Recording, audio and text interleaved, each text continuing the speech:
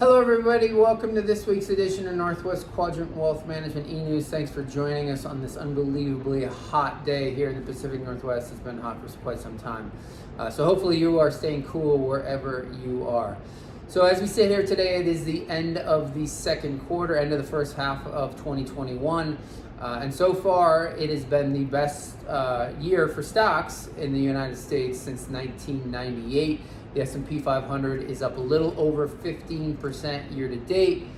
Small capitalization stocks, so small companies, are up 23% year to date. Medium-sized companies are up 16% year to date. International developed stocks, think of countries in Europe and or Japan, so developed markets, are up 10% year to date, and the emerging markets are up 9% year to date. On the bond side of the market, bonds actually, as measured by the aggregate bond index, which is, think of it as the S&P 500 for the bond market, is down negative.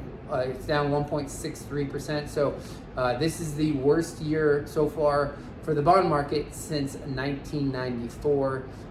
When interest rates moved higher in 1994 and bonds sold off. Remember, the bond vigilantes back then were disagreeing with what the government was doing, and they raised interest rates and bonds sold off. We think that it's going to be certainly tough sledding ahead for the bond market with interest rates as low as they are and inflation ticking up. Most likely interest rates will need to go up. That means medium and long dated bonds are going to really struggle and have a stiff headwind going forward. As good as the first half of the year was this year, we don't think the second half, from a performance standpoint, is going to be quite as good. I mean, a 15% return obviously is very good for the S&P. That doesn't mean it can't do as well or even better, because the markets don't care what we think they're going to do, what they're going to do.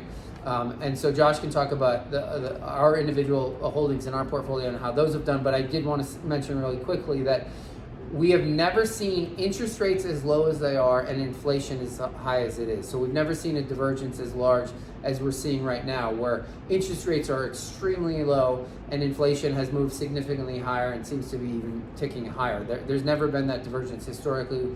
When we've seen inflation, that has moved interest rates higher, and that hasn't happened now.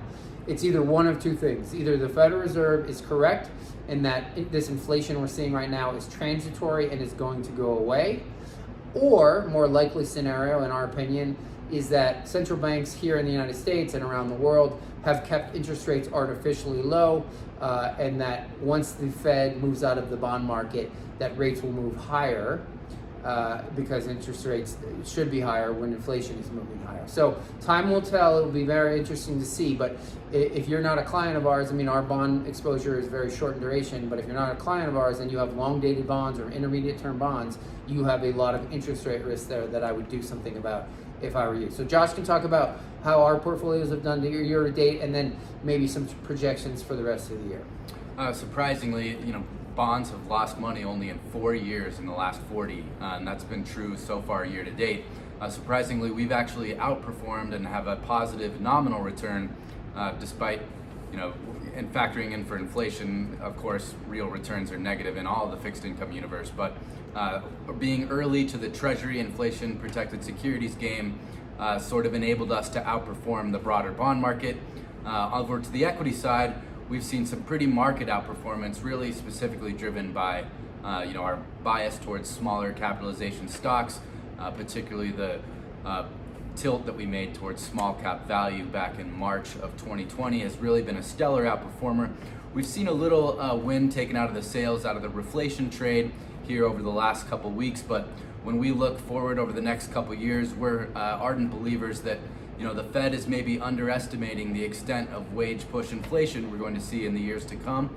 And so we believe that we're pretty well positioned going forward over, forward 3 to 5 years as the reflation trade continues to play itself out. When you drill down on a more sector specific level and what you actually own there, you have a tilt towards more financials and energy related names that are very well positioned when interest rates go up. And so as we look forward through the latter half of this year, the only thing that we can promise you is returns have been so good that drags down expected returns, but you should anticipate renewed volatility, specifically around interest rate volatility. And quite frankly, no one in the market knows how long the duration or magnitude of inflation or how long it's going to last. But as we play the scenario out, returns have been so good year to date because of that small cap tilt and the inflation protected security side on the fixed income. But again, we are believers that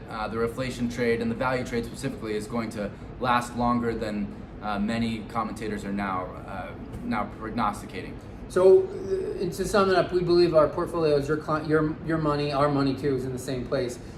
Is set up to take advantage of if we see some, and if this inflation stays in the system. Remember, we're globally diversified up and down the market cap spectrum, and we believe we're positioned in a really good place with your money. If you have a specific question about your situation, you can always call our office. That number is 800-743-0988, and we'll see you back here in 2 weeks.